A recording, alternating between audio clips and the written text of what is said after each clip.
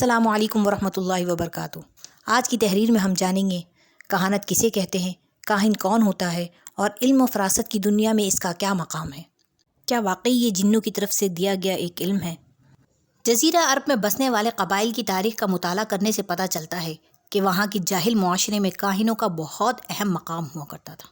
قبائل کے سردار اور علاقوں کے حکمران اپنے پیچیدہ معاملات میں ان کی طرف رجوع کیا کرتے تھے۔ باہمی تنازعات کا فیصلہ کرنے کے لیے بھی ان کو اپنا حاکم تسلیم کرتے۔ ان کا فیصلہ حتمی اور آخری ہوا کرتا تھا۔ فریقین میں سے کوئی فریق ان کے فیصلے سے سرتابی کی جرت نہیں کر سکتا تھا۔ جب کسی کو کوئی پیچیدہ مسئلہ درپیش آتا اور وہ اس کی تہ تک رسائی حاصل کرنا چاہتا اور مستقبل کے حالات کا مطالعہ کرنا چاہتا تو وہ شخص کسی کاہن کے پاس جاتا اور اپنی مشکل اس کے سامنے پیش کرتا۔ جزیرہ عرب کے کاہنوں میں سے ہر ایک کاہن کا ایک جن ماتحت ہوا کرتا، جو کاہن کے طلب کرنے پر اس کے پاس حاضر ہو جاتا، اور کاہن جس معاملے کے بارے میں اس سے استفادہ حاصل کرنا چاہتا وہ اس سے آگاہ کر دیتا۔ اب آپ میں سے بہت سے لوگ سوچ رہے ہوں گے کہ یہ بات عقل سے پرے ہے، کس طرح ہو سکتا ہے؟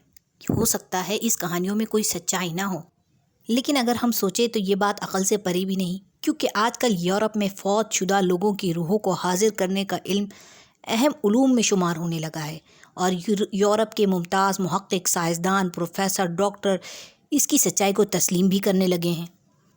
لیکن اگر سوچا جائے مرنے والوں کی روحوں کو حاضر کیا جا سکتا ہے تو جنات کو حاضر کرنا کیوں عقل سے پرے ہے؟ جنات جیسی مخلوق کی موجودگی کا تو قرآن بھی ذکر کرتا ہے۔ اہل عرب کے نزدیک کہانت کی 3 قسمیں ہیں۔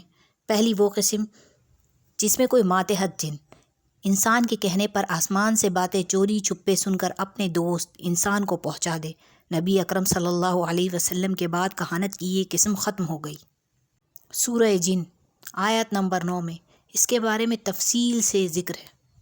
ترجمہ: اور ہم نے آسمان کو ٹٹول کر دیکھا تو اسے سخت چوکیداروں اور سخت شعلوں سے پر پایا، اور اس سے پہلے ہم باتیں سننے کے لیے آسمان میں جگہ جگہ بیٹھ جایا کرتے تھے، اب جو بھی کان لگاتا ہے وہ ایک شعلے کو اپنے طاق میں پاتا ہے۔ یہ آیات اس بات پر کھلی دلیل ہے کہ اس سے پہلے کاہنوں کا یہ قسم موجود تھا، لیکن آپ صلی اللہ علیہ وسلم کے آنے کے بعد اللہ نے یہ قسم بالکل ختم فرما دی۔ اور دوسری قسم وہ جن اپنے انسان دوست کو ان واقعات سے آگاہ کرے جو کسی ملک یا علاقے میں ظہور پذیر ہو، لیکن یہ لوگ تھوڑے سے سچ کے ساتھ کئی 100 گنا جھوٹ کی ملاوٹ کر دیتے ہیں، اس لیے ان کی بات سننا اور ان کو سچ ماننا سب ممنوع ہے۔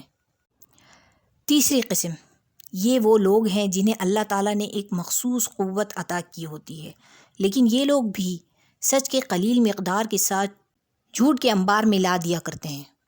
کہانت کی اس تیسری قسم کو اعراف کہتے ہیں۔ یہ اس لیے کہ یہ وہ شخص ہوتے ہیں جو اسباب، اقدام اور واقعات کو جاننے کے بعد حالات کا جائزہ لیتے ہیں اور پھر اپنی مرضی سے من گھڑت قسم کی کہانی بنا دیتے ہیں، اور یہ لوگ کائنات کے بارے میں مستقبل کی خبریں دینے پر اصرار کرتے ہیں۔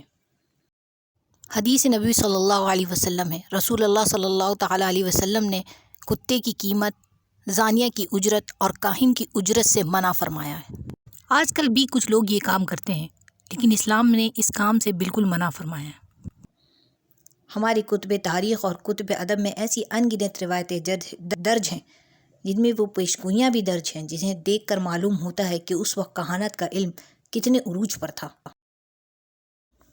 آپ صلی اللہ علیہ وسلم کی آمد سے پہلے عرب میں کہانت کا رواج عام تھا۔ جب اللہ تعالیٰ نے آپ صلی اللہ علیہ وسلم کو نبی بنا کر مبعوث فرمایا تو شہاب ثاقب سے آسمانوں کی حفاظت کا اہتمام کر دیا گیا اور جنوں اور شیاطین کو آسمان کی باتیں چوری چھپے سننے سے روک دیا گیا، تو پھر کہانت کا یہ علم باطل ہو گیا۔ ہمیں اللہ تعالیٰ کا شکر گزار ہونا چاہیے کہ اللہ نے ہمیں اسلام جیسی نعمت سے نوازا۔ آج کی تحریر میں بس اتنا ہی۔ اگلی تحریر کو سننے کے لیے ہمارا چینل سبسکرائب کریں۔ شکریہ۔ اللہ نگہبان۔